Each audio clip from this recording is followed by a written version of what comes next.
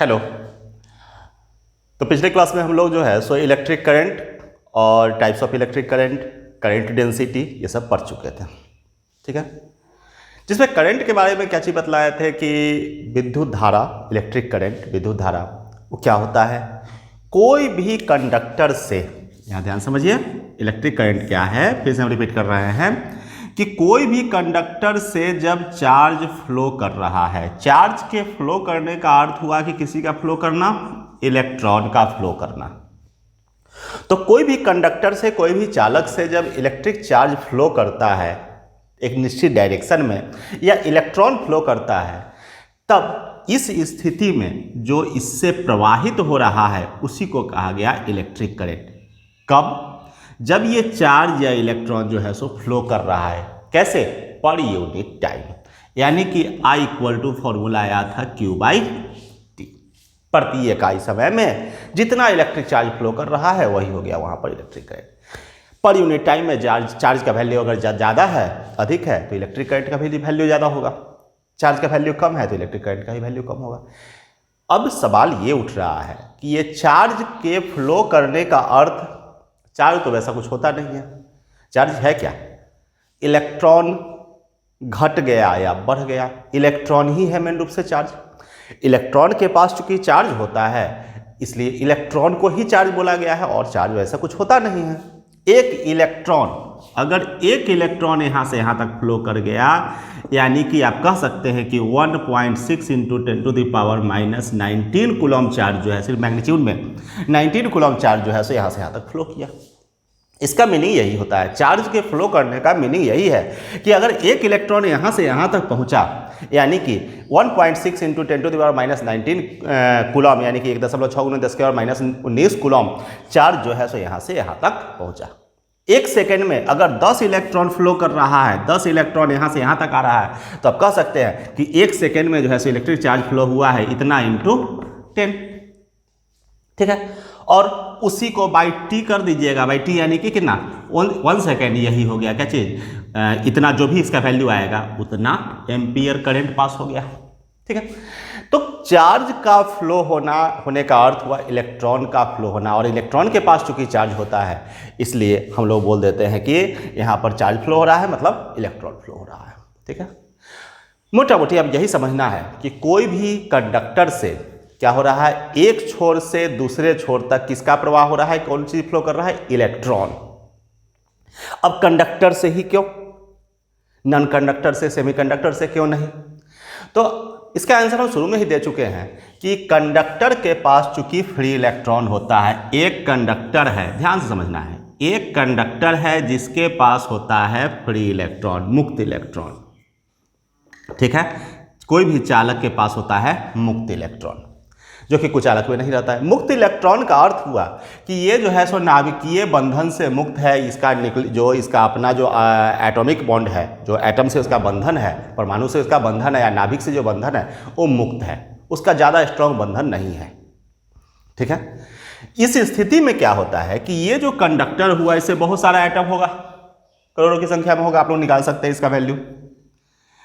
तो ये जो इसके अंदर जितना भी फ्री इलेक्ट्रॉन्स है, इसके अंदर जितना भी एटम है, उस सब एटम का जितना भी फ्री इलेक्ट्रॉन होगा, वो इलेक्ट्रॉन क्या करता है, इस पूरे कंडक्टर में जिग जैग, जैसे एक इलेक्ट्रॉन यहाँ है, एक इलेक्ट्रॉन यहाँ है, एक इलेक्ट्रॉन यहाँ है, एक इलेक्ट्रॉन यहाँ है, एक इलेक्ट्रॉन यहाँ, ये पांचों का पांचों जो है सो मान लेते हैं फ्री इलेक्ट्रॉन है। तो ये कैसे घूमेगा, ये पूरे कंडक्टर में घूमते रहता है, ये यहाँ जाएगा, ये यहाँ जाएगा, ये यहाँ आएगा, ये इधर जाएगा, फिर जो है सो यहाँ से पहुँच करके ये इधर चला जाएगा। मतलब ये हमेशा जो है सो जिग जैग मोशन में इस तरह से जो है सो ये घूमते रहता है, जिसका कोई सर्टेन डायरेक्शन नहीं होता है, और कब किधर घूमेगा इसका भी कोई निश्चित नहीं रहता है, ये पूरे में घूमते रहता है।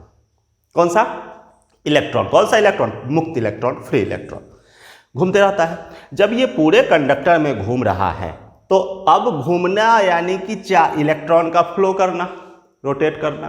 तो फ्लो ऑफ इलेक्ट्रॉन, जब इलेक्ट्रॉन फ्लो करता है यानी कि चार्ज फ्लो कर रहा है, तो यहाँ पर तो करंट ऑटोमेटिक कोई भी कंडक्टर में जनरेट हो जाना चाहिए, कोई भी कंडक्टर में खुद ब खुद हो जाना चाहिए, लेकिन ऐसा नहीं होता है। मूवेबल जरूर है, मूव कर रहा है, लेकिन इसका सर्टेन डायरेक्शन के रूप नहीं होने के कारण जितना एक एवरेज देखा गया कि जितना इलेक्ट्रॉन यहाँ से यहाँ तक पहुँचा उतना ही इलेक्ट्रॉन यहाँ से रिटर्न भी हुआ। नेट यहाँ से यहाँ अगर प्लस मान लेते हैं 0.25 मिली एम्पियर मान लेते हैं करंट अगर यहाँ से यहाँ तक पहुँचा तो उतना ही रिटर्न भी हो गया, उसी कंडक्टर में रिटर्न भी हो गया, यानी कि उतना ही माइनस में भी आ गया। मतलब जितना इधर से इधर गया उतना ही रिटर्न हो गया। इसको अगर आप दूसरे ढंग से भी सोच सकते हैं कि जितना यहाँ से यहाँ तक पर यूनिट टाइम इलेक्ट्रॉन पहुँचा उतना ही पर यूनिट टाइम यहाँ से यहाँ पहुँच गया, तो नेट इसका वेलोसिटी जो हो गया सो 0 हो गया। एवरेज वेलोसिटी इसका कितना हो गया? 0 हो गया। 0 हो जाने के वजह से जो है सो यहाँ से I का वैल्यू हो गया 0, कोई करंट पास नहीं हो पाएगा। तो करंट कब पास होगा? जब जाए तो, लेकिन रिटर्न नहीं हो। यहाँ से यहाँ पर इलेक्ट्रॉन जो है सो यहाँ से यहाँ पहुँच जाए, लेकिन यहाँ से यहाँ इलेक्ट्रॉन वापस नहीं आ सके तो फिर जो है सो नेट 0 नहीं हो पाएगा, और इस स्थिति में जो है सो इलेक्ट्रॉन का फ्लो हो जाएगा और इलेक्ट्रिक करंट जो है सो वहाँ पर पास होना निश्चित रूप से शुरू हो जाएगी। तो ऐसा कब संभव है? जो सिर्फ इलेक्ट्रॉन वन डायरेक्शन में जाए। सामान्यतः कंडक्टर में क्या हो रहा है कि इलेक्ट्रॉन जो है सो वन डायरेक्शन में नहीं जा रहा है, जितना एक तरफ से दूसरे तरफ जा रहा है उतना ही रिटर्न हो जा रहा है, तो नेट जो है सो उसका 0 हो जा रहा है। तो 0 हो जाने की वजह से जो है सो करंट का वैल्यू भी 0 हो गया। लेकिन अगर कुछ ऐसा तरीका अपनाया जाए, कुछ इस तरह का काम किया जाए कि इलेक्ट्रॉन एक तरफ से दूसरे तक पहुँचे लेकिन वहाँ से फिर रिटर्न नहीं हो, ये कैसे संभव है? तो अब ये कैसे संभव है इसको हम लोग समझते हैं।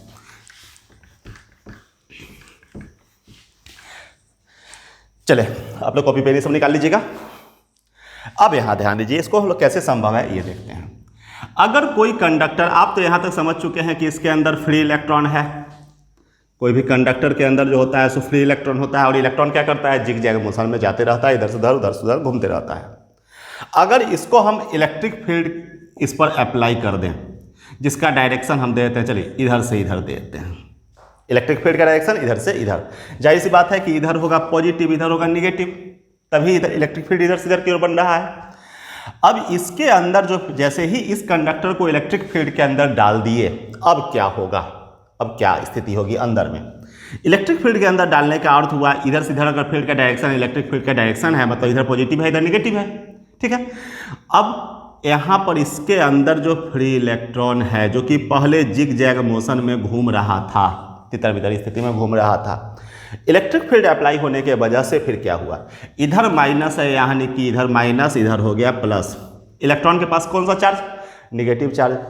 अब ये माइनस जो है तो इसको क्या करेगा? इधर से इधर रिपेल करेगा, और ये प्लस इसको क्या करेगा? अपनी ओर अट्रैक्ट करेगा। फाइनली यही हो जाएगा कि सारा का सारा इलेक्ट्रॉन जो है सो एक डायरेक्शन में आ जाएगा। सारा का सारा इलेक्ट्रॉन जो है सो एक डायरेक्शन में आ जाएगा। अब इलेक्ट्रॉन का मूवमेंट किधर से किधर? इधर से इधर की ओर होना शुरू हो जाएगा, निगेटिव से पॉजिटिव की ओर, यानी कि इलेक्ट्रिक फील्ड के अपोजिट डायरेक्शन में सारा का सारा इलेक्ट्रॉन जो है, पहले जिग-जैग स्थिति में घूम रहा था, लेकिन अब क्या होगा? इस सारा का सारा इलेक्ट्रॉन जो है सो इलेक्ट्रिक फील्ड के अपोजिट डायरेक्शन में मूव करना शुरू कर देगा।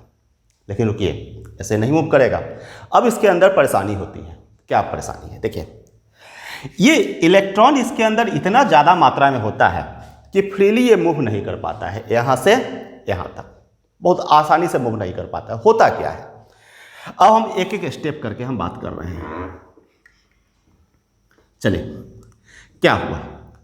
जैसे ही यहाँ पर माइनस है, ये माइनस क्या किया? इलेक्ट्रॉन को यहाँ से रिपेल किया, ठीक है। और ये इलेक्ट्रॉन क्या किया? अपना ठीक अगला इलेक्ट्रॉन को जाकर के हिट किया, हिट करके, और ये जो है सो यहाँ पर जाकर के रुक गया।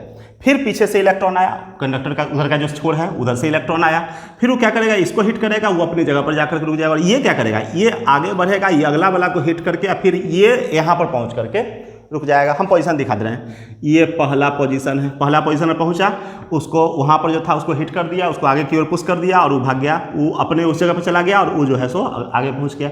यानी कि पहला जो यहाँ पर जो इलेक्ट्रॉन था सब यहाँ पहुँच चुका है। अब ये क्या करेगा? फिर पुश करेगा, फिर ये वाला जो यहाँ पर जो पहले से मौजूद था वो कहाँ पहुँच गया? तीसरा पोजीशन में पहुँच गया। अब ये क्या करेगा? ये जो है सो फिर से अगला वाला को हिट करेगा, ये पहुँच जाएगा चौथा। तो इस तरह से जो है सो पीछे से इलेक्ट्रॉन एक दूसरे को पुश करते रहेगा, एक दूसरे को हिट करते रहेगा और खुद उस जगह पर जाकर के रुक जाएगा और अगला बला को आगे की ओर बढ़ा देगा।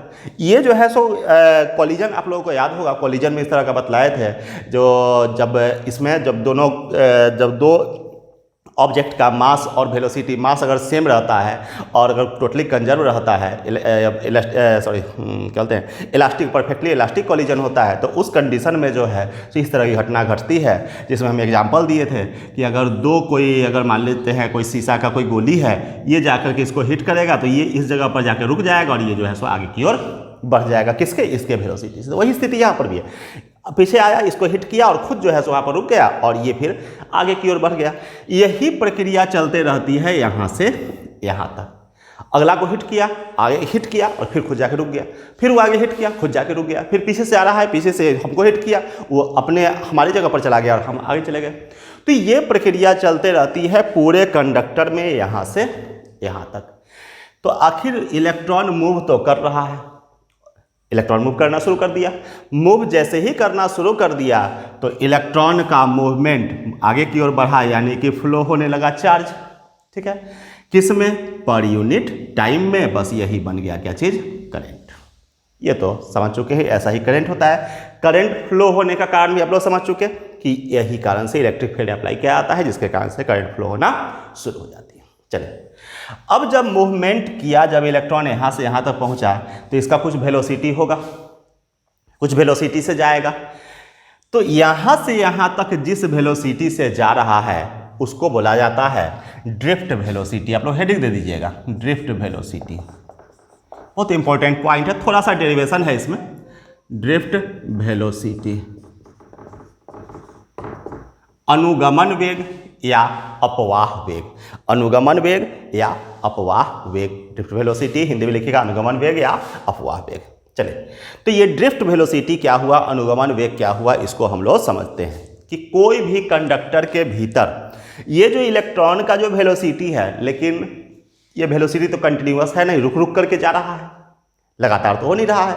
तो जब भी कोई, आप लोग वहाँ पर रेस्ट एंड मोशन में जान चुके हैं कि जब कोई कंटिन्यू चलता है तो वेलोसिटी, और अगर रुक रुक के जा रहा है, डिसकंटिन्यू होकर के जा रहा है, तो कौन सा वेलोसिटी, एवरेज वेलोसिटी। तो यहाँ पर जो इलेक्ट्रॉन का एवरेज वेलोसिटी होगा वही एवरेज वेलोसिटी कहलाता है, क्या चीज़, ड्रिफ्ट वेलोसिटी। तो अब इसका हम लोग डिफिनेशन लिखते हैं, इसका डिफिनेशन लिखते हैं, फिर आगे की बात करेंगे बाद में। तो सबसे पहले इसका डिफिनेशन लिखते हैं। तो ड्रिफ्ट वेलोसिटी का डिफिनेशन क्या हो जाएगा कि कोई भी कंडक्टर के भीतर इलेक्ट्रॉन का जो एवरेज वेलोसिटी होता है वही कहलाता है ड्रिफ्ट वेलोसिटी। कब, जब उस पर इलेक्ट्रिक फील्ड अप्लाई किया जाता है तब।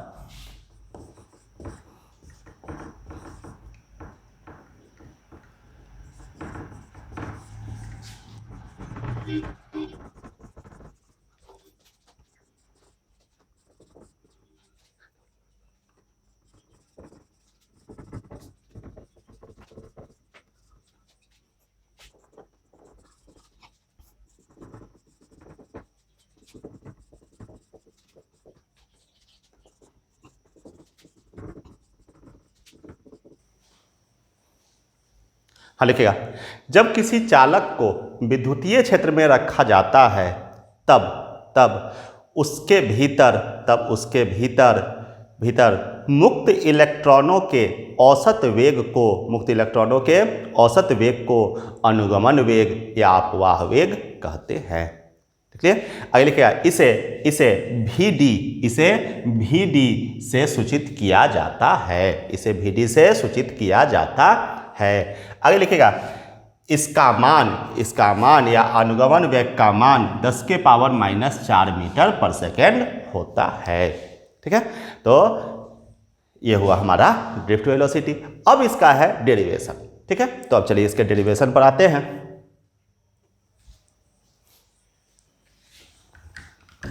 चलिए, तो यहां देखिए, ये एक हम कंडक्टर बना रहे हैं।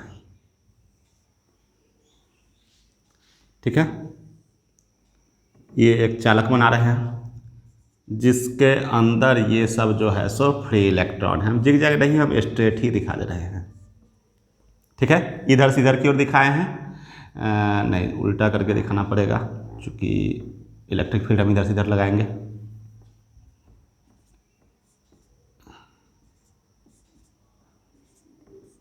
इसलिए कि इलेक्ट्रिक फील्ड का हम डायरेक्शन इधर दिखा रहे हैं।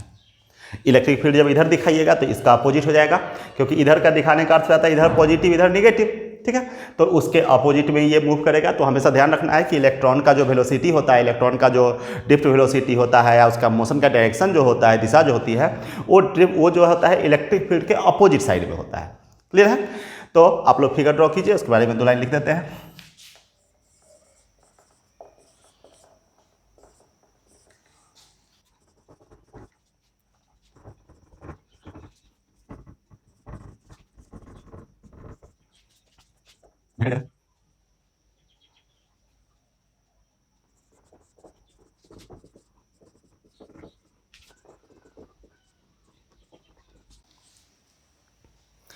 देखिए, पहले लिख लीजिएगा इस बारे में।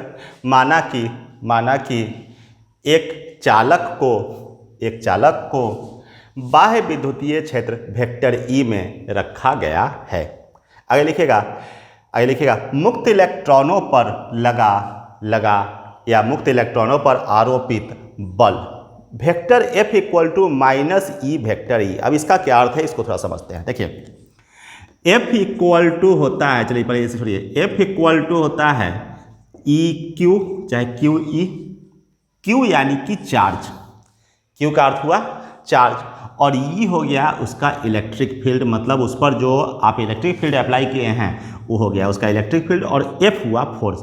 कहने का मतलब कि कोई भी चार्ज को अगर ई इलेक्ट्रिक फील्ड में अगर आप रख रहे हैं, ऐसे ही हम दिखा रहे हैं, कोई भी चार्ज को अगर ई इलेक्ट्रिक फील्ड में रख रहे हैं तो चार्ज पर फोर्स कितना लगेगा, एफ। इसी को अगर वेक्टर के रूप में लिखना चाहिएगा तो vector F equal to vector E Q चाहे क्यू वेक्टर ई। चार्ज को इलेक्ट्रिक फील्ड ई में रखे, इस पर फोर्स लगा एफ। ई और एफ दोनों का दोनों वेक्टर क्वांटिटी है।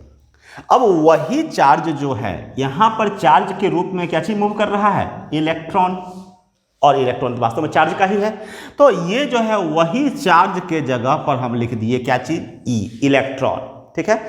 तो यहां पर इलेक्ट्रॉन को रखा गया है इलेक्ट्रिक फील्ड में, ठीक है। तो इस पर कितना फोर्स लग गया, एफ। तो vector F equal to minus E vector E, minus इसलिए दिखाए हैं कि क्योंकि इसका डायरेक्शन क्या है, अपोजिट है। अपोजिट होने के कारण जो है सो माइनस दिखा रहे हैं। हाँ, वही आप अगर वेक्टर नहीं लगाइएगा, वेक्टर आप हटा दीजिएगा तो उसके साथ ये चिन्ह भी जो है सो अपने आप हट जाएगा। तो हम चूंकि डायरेक्शन दे रहे हैं इसलिए जो है सो हमको वहाँ पर चिन्ह लगाने की आवश्यकता है, चिन्ह लगाना जरूरी हो जाती है। चलिए, तो एफ इक्वल टू हो गया ई वेक्टर ई। इसको आप इक्वेशन फर्स्ट कर दे सकते हैं। अब इलेक्ट्रॉन पर जब फोर्स लगेगा तो एक्सेलरेट करेगा, ठीक है। तो यहां लिख रहे हैं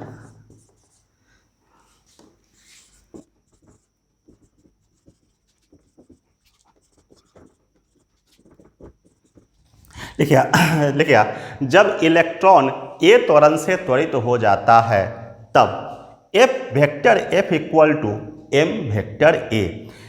ए तो इलेक्ट्रॉन का एक्सेलरेशन समझ गए, एम क्या है लिख देते हैं, वेयर, यहाँ नीचे लिख रहे हैं यहाँ पर इक्वेशन, इसको हम सेकेंड करेंगे तो लिख देते हैं where M equal to mass of electrons. M क्या हो गया, मास ऑफ इलेक्ट्रॉन्स, ठीक है, या मास ऑफ इलेक्ट्रॉन आप ये भी देख सकते हैं, मास ऑफ इलेक्ट्रॉन, एक इलेक्ट्रॉन का द्रव्यमान। तो जहां m बराबर आप लिखेगा m बराबर इलेक्ट्रॉन का द्रव्यमान। अब समीकरण 1 और 2 दोनों का LHS बराबर है तो हम लोग को RHS भी बराबर कर सकते हैं। तो यहां पर लिख रहे हैं इक्वेशन फर्स्ट और सेकेंड से, हम ध्यान से देखना है।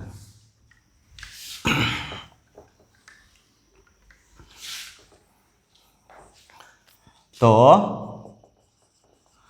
From equation first and second, 1 और 2 से दोनों का एच बराबर है तो RHS बराबर हो जाएगा। तो क्या हो जाएगा, यहाँ पर एम ए ऐसा लिख रहे हैं, M vector A equal to minus E E हो जाएगा, M A equal to minus E E. तो हमको वैल्यू यहाँ पर कैलकुलेट करना है किसका, ए का। यहाँ देखिएगा, तो A equal to vector A equal to हो जाएगा, वेक्टर ए इक्वल टू हो जाएगा minus E E by M, ठीक है, वेक्टर के रूप में। अगर हम वेक्टर हटाना चाहेंगे तो हम ऐसा भी लिख सकते हैं, वेक्टर ए इक्वल टू हो जाएगा E/m। जैसे ही हम मॉड लगा दिए यानी कि वेक्टर का चिन्ह हटा दिए तो हमारा निगेटिव साइड भी साथ ही साथ हट गया। तो ए का वैल्यू हमको ये मिल गया। इसको हम इक्वेशन थर्ड कर देते हैं। ठीक है, चलिए हमको निकालना क्या है, वेलोसिटी, ड्रिफ्ट वेलोसिटी।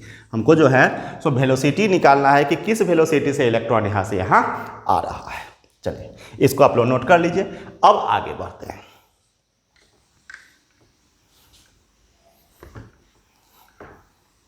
ए का वैल्यू हम लोग को मिल चुका है। अब यहां ध्यान देते हैं, देखिए एक नया टर्म यहां पर आएगा। जो इलेक्ट्रॉन यहां से यहां आता है, आपको बतला चुके हैं पहले ही कि वहां पर इलेक्ट्रॉन के बीच में आपस में टक्कर होता है। ठीक है, और टक्कर होने के दो टक्कर के दौरान कुछ वो रुकता है इलेक्ट्रॉन वहां पर। तो जितना टाइम वहां रुका, आराम किया, जिसको बुलाता है टाइम ऑफ रिलैक्सेशन, विश्रांति काल। नाम है विश्रांति, मतलब यहां पर क्या किया, विश्राम किया है कुछ समय के लिए। कब तक, जब तक पिछला इलेक्ट्रॉन आकर के उसको धक्का नहीं दे दे। ठीक है, तो इसी में एक टर्म आ जाता है छोटा सा, टाइम ऑफ रिलैक्सेशन।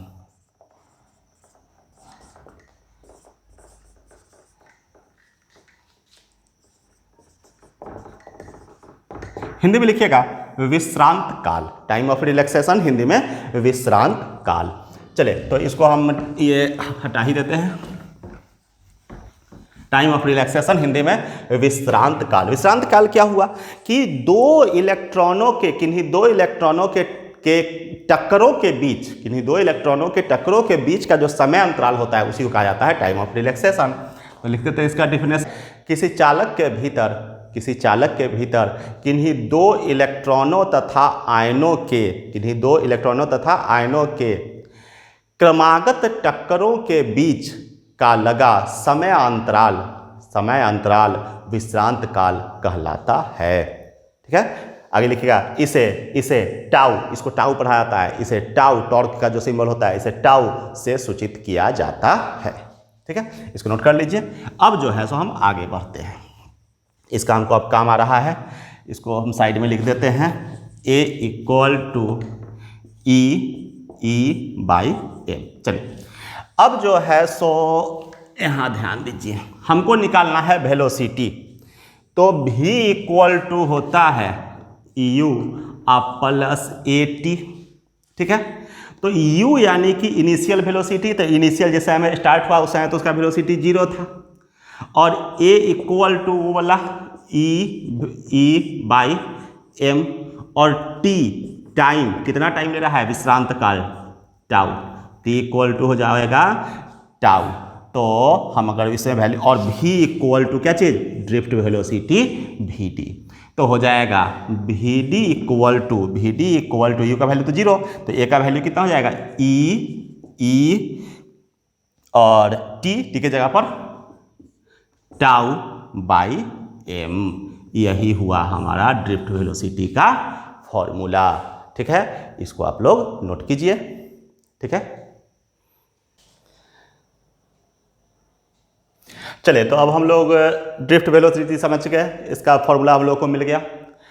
अब ड्रिफ्ट वेलोसिटी से हो क्या रहा है, ड्रिफ्ट वेलोसिटी से क्या हो रहा है, करंट का इसका संबंध आ रहा है, करंट पास हो रहा है। इलेक्ट्रॉन का फ्लो के कारण ही करंट पास प्रवाहित हो रही है, विद्युत धारा प्रवाहित हो रही है। तो अब हम लोग क्या करते हैं कि ड्रिफ्ट वेलोसिटी और इलेक्ट्रिक करंट के बीच जो है सो संबंध स्थापित करते हैं। तो अगला हेडिंग हम लोग को देना है, अगला हेडिंग हम लोग देना है, आप लोग लिखिएगा रिलेशन बिटवीन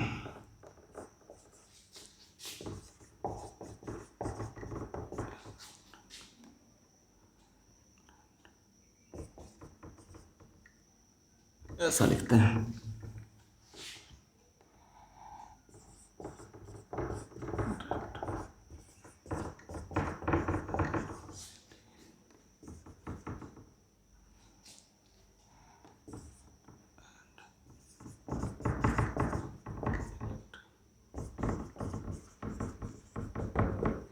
देखिए आप लोग, relation between drift velocity and electric current, विद्युत धारा तथा अनुगमन वेग के बीच संबंध।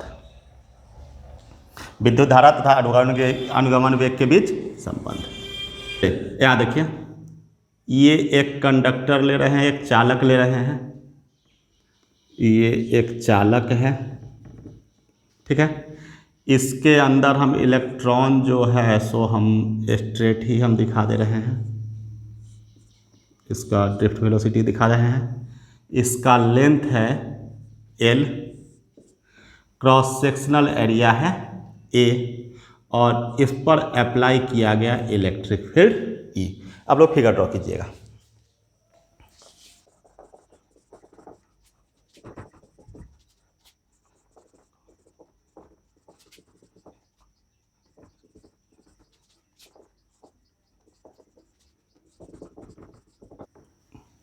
यहाँ पर यूनिट वॉल्यूम में अगर n इलेक्ट्रॉन है तो इस पूरे जो कंडक्टर है इसमें कितना फ्री इलेक्ट्रॉन होगा उसका संख्या सबसे पहले हम लोग निकालेंगे। तो लिखते हैं इफ n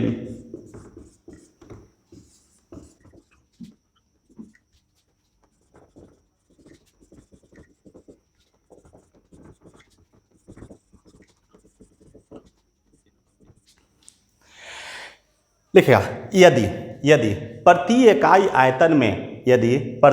आयतन में मुक्त इलेक्ट्रॉनों की संख्या n है तो देखिएगा चालक का कुल मुक्त इलेक्ट्रॉन बराबर NaL। अब इसको समझते हैं NaL क्या है। देखिए प्रति इकाई आयतन में हम लोग कितना मान लिए इलेक्ट्रॉनों की संख्या n, तो कुल आयतन कितना है उतना गुने n कर देंगे। हमको यूनिट में निकाले हैं n, तो टोटल में कितना n गुने वॉल्यूम। तो अब वॉल्यूम कहाँ से आएगा, तो देखिए अनुप्रस्थ काट का क्षेत्रफल a और लंबाई माने है कितना l, तो v इक्वल टू होता है, ये तो सिलेंड्रिकल है तो पाई आर स्क्वायर h, तो h के जगह पर कितना l लेंथ है और पाई आर स्क्वायर यानी कि क्षेत्रफल एरिया, तो एरिया कितना a, तो वही लिख दिए v इक्वल टू हो गया क्या चीज AL।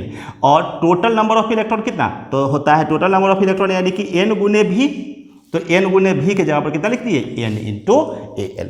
तो हम लोग को टोटल नंबर ऑफ इलेक्ट्रॉन्स निकल गया किसमें, इस पूरे कंडक्टर में। अब क्या करना है, इसमें कितना चार्ज फ्लो हुआ उसका वैल्यू निकालेंगे हम लोग। तो टोटल चार्ज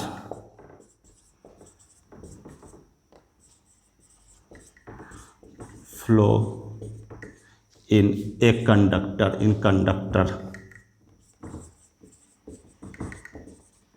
बराबर कंडक्टर, इसको हम दे देते हैं Q equal to NE number of electron गुने E, तो E हुआ और नंबर ऑफ इलेक्ट्रॉन कितना NaL, total number of electron है तो E इंटू NaL। तो Q का वैल्यू हमको मिल गया Q equal to NaL, Q का वैल्यू मिल गया। अब जो है सो हम लोग आगे बढ़ते हैं, यहाँ ध्यान देना है, इसको मिटा देते हैं, ठीक है। तो अब जो है यहाँ पर अगर इलेक्ट्रॉन को एक से मतलब टोटल चार्ज को फ्लो होने में t टाइम ले रहा है तो लिखते हैं इफ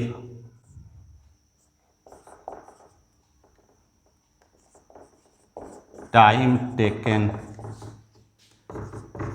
बाय चार्ज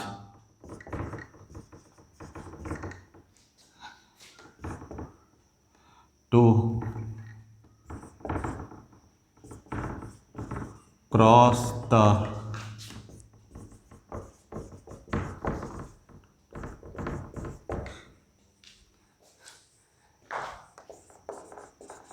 लिखेगा यदि आवेश को चालक से प्रवाहित होने में लिया गया समय t स्मॉल t है तो देखिए Vd drift velocity Vd equal to क्या चीज, वेग बराबर दूरी बटा समय, तो कितना लेंथ कवर किया है L, तो L बाई T, तो यहाँ से हमको मिल जाएगा T equal to L by Vd, ठीक है। अब हमारे पास दो चीज आया, Q का वैल्यू इतना, T का वैल्यू इतना, क्यों ये दोनों निकाले। देखिए हमारा उद्देश्य क्या है, इलेक्ट्रिक करंट और ड्रिफ्ट वेलोसिटी दिखाना, दोनों के बीच में रिलेशन दिखाना। तो electric current I equal to होता है Q बाई T, तो Q का वैल्यू और T का वैल्यू हम लोग निकाले। हम लोग को देखिए फिर समझिए कि हम लोग को ये बात पता है ना भाई कि I इक्वल टू होता है Q बाई T, तो Q का वैल्यू इतना और T का वैल्यू इतना, बस डिवाइड कर देंगे तो हो जाएगा, यहाँ ध्यान देना है। तो I equal to Q by T, तो I equal to Q by T, इसको छोड़ दीजिए, इसको हटाइए। तो I इक्वल टू हो जाएगा Q का वैल्यू कितना, ENAL, ठीक है, बाई T का वैल्यू कितना, L बाई VD, L से L चला गया तो बच क्या गया, I इक्वल टू हो गया ENAVD, ठीक है, ENAVD, जिसको आप इस तरह से भी लिख सकते हैं NEAVD, थोड़ा बोलने में आसानी होती है, तो I इक्वल टू हो गया NEAVD। अब इसको अगर जो है सो हम अगर ऐसा चाहें कि इसका अगर करंट डेंसिटी के बीच अगर रिलेशन निकालना चाहे तो हमारा किसके किसके बीच रिलेशन निकल गया, ड्रिफ्ट वेलोसिटी और करंट। अगर हम लोग ऐसा करें कि इसको हम थोड़ा सा बढ़ाते हैं, I/A कर देते हैं, ठीक है, इक्वल टू NEVD लिख सकते हैं। I/A J इक्वल टू होता है I/A, तो यहाँ पर लिख सकते हैं J इक्वल टू कितना, NEVD। ये किसके बीच का रिलेशन हो गया, करंट डेंसिटी और ड्रिफ्ट वेलोसिटी के बीच रिलेशन हो गया। तो यहाँ पर दोनों रिलेशन मिल गया हम लोगों को, करंट डेंसिटी और ड्रिफ्ट वेलोसिटी, और करंट और इलेक्ट्रिक करंट और ड्रिफ्ट वेलोसिटी, ये दो रिलेशन हम लोगों को मिल चुका। इसको आप लोग नोट कर लीजिए। अब जो है, ठीक है, तो अब अगला क्लास जो होगा सो बहुत इंपॉर्टेंट क्लास अगला क्लास होने जा रहा है, उसका नाम है ओम्स लॉ, ठीक है, बहुत इंपॉर्टेंट टॉपिक है ओम्स लॉ, भली भांति आप लोग परिचित है, तो उस ओम्स लॉ के बारे में बताएंगे अगले क्लास में, बहुत इंपॉर्टेंट क्लास है, आप लोग मिस नहीं कीजिएगा। और जो